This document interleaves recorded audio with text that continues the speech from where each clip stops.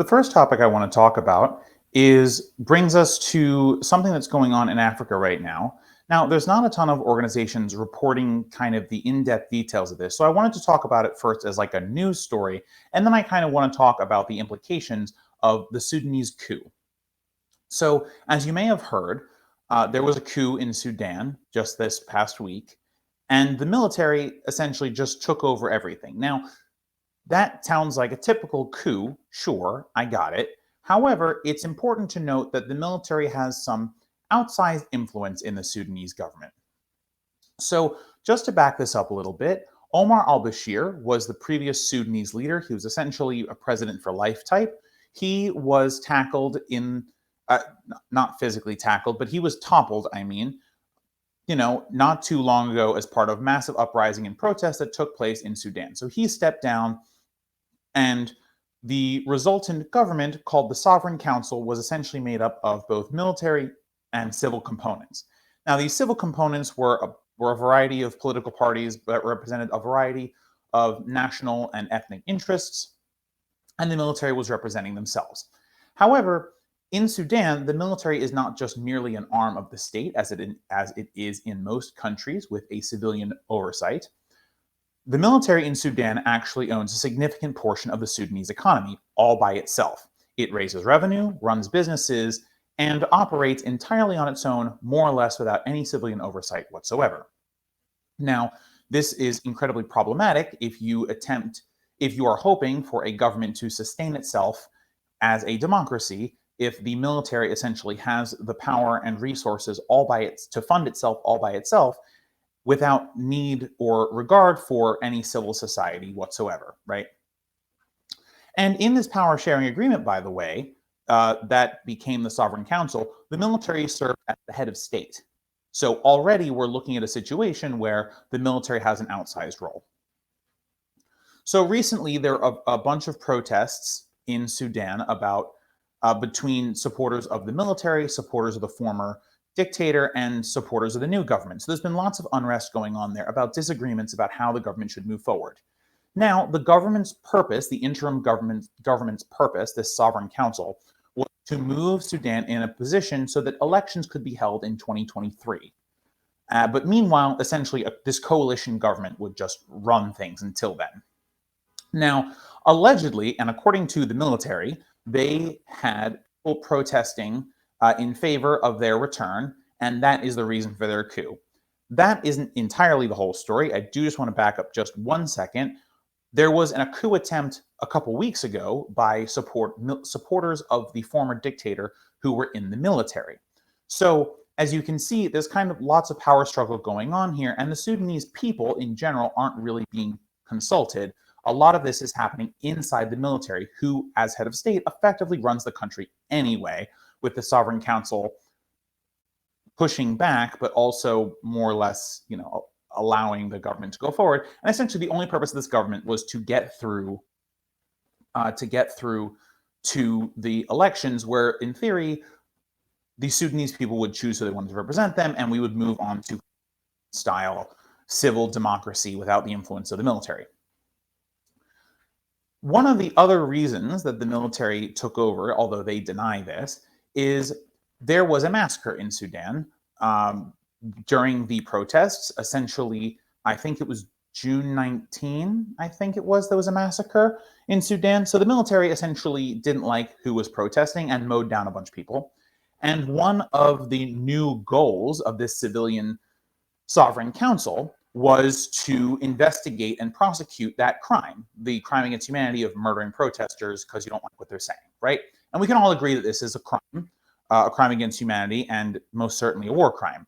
So there was going to be real accountability in the civil portion of there was going to be real accountability on the military by the civilian government, or essentially whatever parts of the civilian government were allowed to function. However, the military, they don't like it, right? They don't want to be held accountable by the Sudanese government. So, because of this, and supposedly because of the tensions that were rising, again, they claim that there was unrest and there was stagnation within the civil government, so they had to take over because they could do it better. And they've now said that they're going to assign technocrats to the bureaucracies and essentially get the country going again as if everything is fine. However, the Sudanese people are pushing back. So as of this taping, the military is still in charge, but there are protests in Sudan. And these protests include a number of things. One, individuals are blocking off roads in their streets and neighborhoods to stop traffic from going, to slow down the economy. There's essentially a general strike, although I'm not sure that they're as organized as a general strike would need to be. But essentially, large groups of society have just chosen not to work. Stores are closed, and it has been very difficult for commerce. And essentially, the economy is more or less grinding to a halt. There's nothing really going on in the Sudanese economy right now. So the people of Sudan are pushing back. It's not that they are trying really, it's not like they're okay with the coup. I mean, there have been huge amounts of protests all over the country. And the military is very much on the defensive, not in a military way, but in kind of a governance way. Not only are there protests at home, but the World Bank has shut down the lending to Sudan. I believe the African League of Nations, I think it's called, forgive me if I got that wrong, there's a bunch of Pan-African organizations, I'm just forgetting which one did this, but essentially they have also condemned Sudan. So there's a lot of international pressure on Sudan. So the reason I'm bringing this story up, as other than I think it hasn't been talked about a lot, and it's a really important story for us generally, those of us who are in favor of democracy generally, to see. And it's also very a story that kind of has a hopeful ending. Well, a hopeful now, because people are pushing back, and it appears the military is on the defensive here. Now, quick caveat, of course, if brutal military regimes gonna brutal military regime, it's entirely possible that they lash out against the protesters or use brute force to attempt to essentially try and coerce the economy back to where it should have been. But that's not always entirely the case. So it's important for us to think about what this can mean. So I want to talk a little bit about how this coup demonstrates that democracies in general are fragile.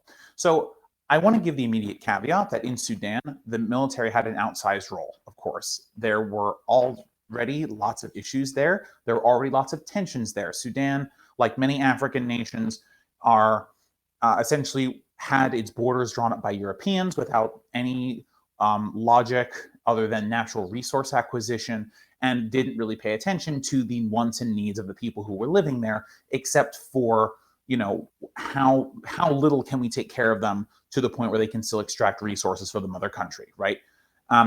If I remember correctly, I believe Sudan was colonized by France. So essentially, there were lots of factors that made Sudanese democracy particularly volatile to begin with. But it actually doesn't matter. Democracy as a whole is actually very volatile. And regardless of what country your democracy is in, democracy is one of those things that if you don't continually fight for it, it goes away. And the reason for this, well, it's not just one reason, but one of the reasons for this is that the institutions of democracy are very fragile because the enforcement mechanism essentially relies on a mutually assured destruction type of case, right? You're essentially, when you exist in a democratic process and you are operating in a democratic process, essentially you as a lowercase d Democrat are hoping that everyone else who is with you is also a lowercase d Democrat.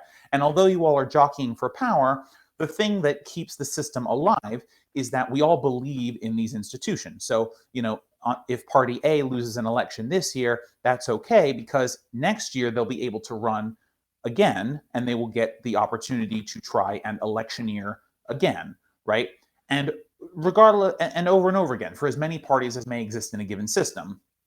So as long as individuals believe that, hey, even though we lost now, we can try again later, and there is a chance in that later that we win, then democracy can continue to function. But it's all very much based on how people feel about things. It has very much to do with psychology and very little to do with power. Whereas in non-democratic regimes, oftentimes the non-democratic elements are enforced by force or favors or tangible things, right? Whereas in democracies, oftentimes, sure, there are some monetary and valuable incentives like a job or a position in administration, and we've seen those in democratic contexts across the world. However, that doesn't really give the same allure of kind of a permanent position or permanent power, right? The beauty of democracy is that all power is temporary. As long you can only govern so long as you have the will of the people behind you. And countries that are moving towards democracy, like Sudan was doing up until recently, are essentially taking the time that they have before an election to legislate in any kind of way or to jockey positions to demonstrate that they best represent the people. But the understanding amongst all of this is that we don't actually have a chance at power until we get to the election, right? And by the way, once the election is done, then we all agree that the election was free and fair. We were all able to monitor it. It's fine. And, hey, shucks, we lost, but we can try again next time. One of the reasons, again, that democracy is so fragile is because any little chink in the armor can actually cause a significant amount of doubt in democracy. And as soon as doubt starts to build in democracy, it tends to snowball. Not just because people have less information and misinformation, information can spread very quickly, but also because even before information could spread quickly, you only have to introduce a few doubts into a democratic system for that system to start to fail. Or it doesn't even have to be doubts about the system itself. It can also be a result of capitalism doing what capitalism does, which is commodifying everything, right? If elections or democracy becomes commodified, which is to say that large private interests like corporations or billionaires can essentially buy the loyalty of politicians or people in power or agencies or what have you, then there doesn't actually need to be explicit doubt about the efficacy of the system. There is implicit doubt in the system because the system ceases to work for the people who do the electing, which is the electorate. And by the way, when this happens, essentially what happens on the flip side is the people who are doing the electing realize that no matter how they vote, there is not going to be substantive change to their life, right? Because the thing is, if you vote and you win, if you vote and the party that you were voting for, the person you were voting for wins, you then expect them to use their office to pass some sort of thing which will be good for you, or that you perceive as being good for you because you voted them in for that purpose, right? To fulfill campaign promises. Now, if lots of Democratic leaders, again, lower D Democrat, do not give the people who are voting for them a reason to vote for them, then one of two things can happen. One, they lose that constituency and they find another party to vote for. And in multi-party parliamentary systems, this is not a particularly problematic thing because oftentimes there are plenty of parties for them to align themselves with. And essentially what happens is they say, hey, Party A no longer represents me. I'm going to go for Party B, who is similar to Party A, but I think will do what I want them to do, right?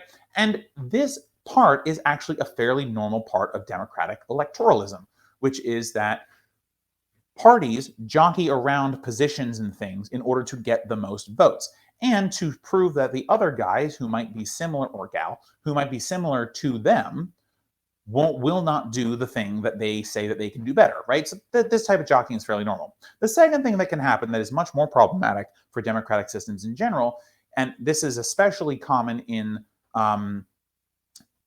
dualistic electoral systems or first past the post systems or any electoral system with a president, where there are only two viable parties. Essentially, what happens is the person says, well, I can't vote for the other party because I'm diametrically opposed to them. So there's nowhere for me to go. So the place I go is to not go, right? And people then start to self-disenfranchise. And this self-disenfranchisement is extremely dangerous. Not only does it limit the pool of votes that any particular party can achieve, but it also has the effect of essentially creating doubt in the system, right? So as democracies become weaker and less stable, fewer and fewer people turn up in elections, right? So, and by the way, this is because they no longer believe in the system. In in systems where there is high amounts of faith that the system is useful, you get decently high electoral numbers. Now, we're not talking about 100% of the vote unless you have compulsory voting, but you can get quite high. You can at least get a majority of the country voting, which is important. Now, of course, there are other ways to make this a reality, like making voting easier, but for now, I'm just talking about electoral politics in general and electoralism and how it feeds into the fragility of democracy. So once you're at that stage where enough people remove themselves from the process, democracy begins to weaken, not just because fewer people are voting, but because the perception that fewer people are voting, and that perception will fuel doubts in the system. Because the governments that will rule will become purely minority governments. And this is especially dangerous where other parties feel aggrieved, or other groups of people might make up the majority who lost, right? These systems are supposed to be mostly, or if not entirely, majoritarian. So if you are in the majority but you lost, it then and you lost because either you disenfranchised yourself or there's a significant amount of self-disenfranchisement for your group, that democracy starts to lose its appeal.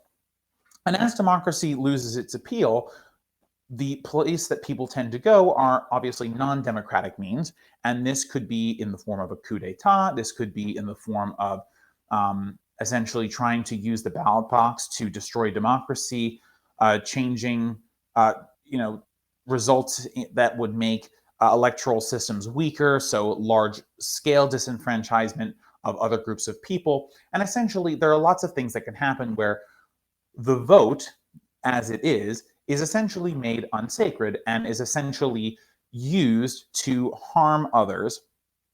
And when this minority rule gets to a certain point and democracy becomes so weak and so fragile, then the people who are actually in the majority, or who feel that they're in the majority, then start to look for other ways to achieve and maintain power other than elections, because clearly elections are not working for them, right? So whether you get to a state where you have constant minority governments, which cause the electoral system to look weak, or you're in a position where the democracy looks weak because people aren't voting in it, the weakness of democracy makes way for potential strong man is the word, but it doesn't have to be a man, obviously, to say, hey, this system doesn't work for you. If you use X, Y, or Z means to put me in power, then I can solve all of your problems, right? And we've seen this with authoritarians throughout the world, even ones who have gotten themselves elected. And oftentimes, by the way, those people who end up being authoritarians, they don't need necessarily to have a coup. They could have a failed coup. There is no actual guarantee that a coup is the way to destroy democracies. You can destroy democracies perfectly well from within a democratic system. And actually, in many countries like the United States, Poland, and Hungary, you're seeing this happen, where once a group is in power, they are using their electoral victory to quash out other political entities, whether they're parties or interest groups or what have you, and then use that power to incessantly consolidate and consolidate and consolidate, essentially to a point where they can't lose. And once they've done that, if there is protest or riot or anything like that to push back on this flagrant misuse of democracy, then they use the power of the state to quash that in the name of preserving democracy, because as far as they're concerned, there are still elections happening. This is actually another point that I wanted to talk about. A democracy is not just the having of elections. Although the having elections indicates a democratic system, typically, it actually has to be an election of the people. So democracy literally translates from Greek to power from the people. So for that to be the case, the people actually have to have a say. So if only so few people can vote, and only so few groups are able to achieve power, then you actually don't have a democracy. You have what's closer to a plutocracy, which is essentially ruled by the few, or an oligarchy or anything else, right? Essentially, where the amount of people who can possibly be in power, regardless of the mechanism they use to get there, is much reduced. And you can call yourself a democracy just because you have elections, but if there aren't enough people voting in those elections, if the franchise of the vote is not available to a sufficient amount of the population, then it's not a real democracy because it's not a real ruling by the people, right? There are plenty of less worrisome ways that democracies are limited. So, for example, in the United States and in many countries, you cannot vote if you're not a citizen. Now, does that mean that all the non-citizens in your country are not represented? Yeah, it does mean that. However, you can still categorize this as a democracy, unless, of course, the amount of people who have had their citizenship forcefully removed from them or who are non-citizens is so great vis-a-vis the amount of people who have citizenships, then, of course, you cannot call it a democracy, and because it becomes the rule of a small group as opposed to the rule of the entire people. But in most situations, where the citizenry is the majority of the human beings living on the land that is the nation state, then a democracy cannot have any real degradation to its principles and systems if it simply excludes those who are not citizens. Now, of course, if it is made extremely difficult to become a citizen, then that takes another form entirely. But essentially, to round off this argument, to round off this conversation, I think it's important that we keep in mind that democracies are not permanent arrangements. If we want democracy to continue to thrive, we have to work for it every single day. Whether that is researching your candidates, whether that's actually going to the ballot box and voting, whether it's volunteering for a campaign, signing petitions, engaging with your legislators. Essentially, a democracy only thrives because everyone who participates in it believes in its institutions. If we no longer engage with or believe in its institutions, we weaken democracy, even if it's not our intention to do so. And as democracy weakens, more and more people will be left out of the system. And as that happens, we open up room for those people who have been purposefully or accidentally disenfranchised to seek other means. Democracies are important because they allow for everyone in the system to have a say.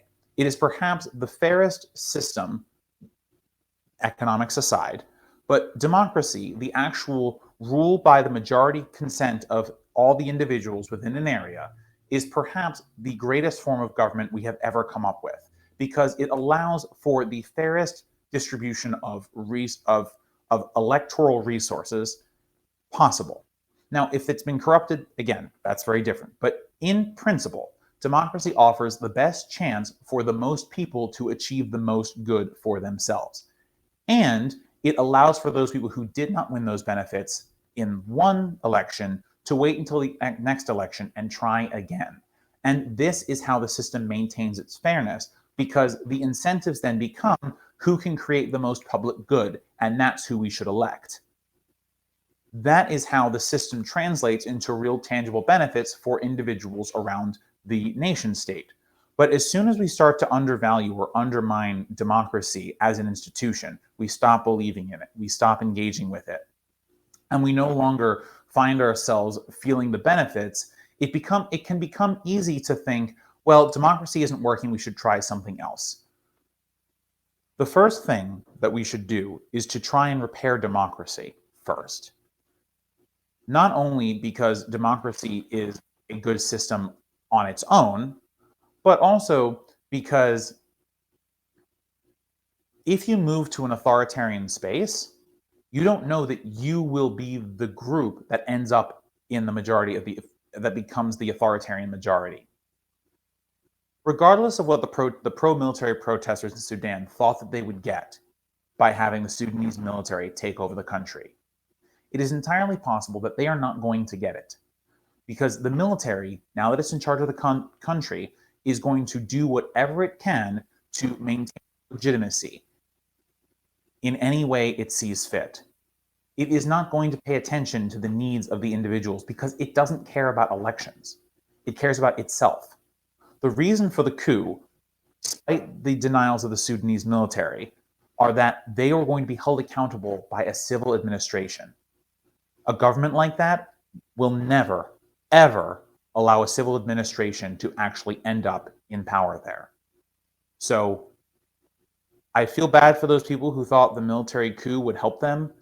I genuinely do. I'm not just saying that to be a jerk, but they were wrong.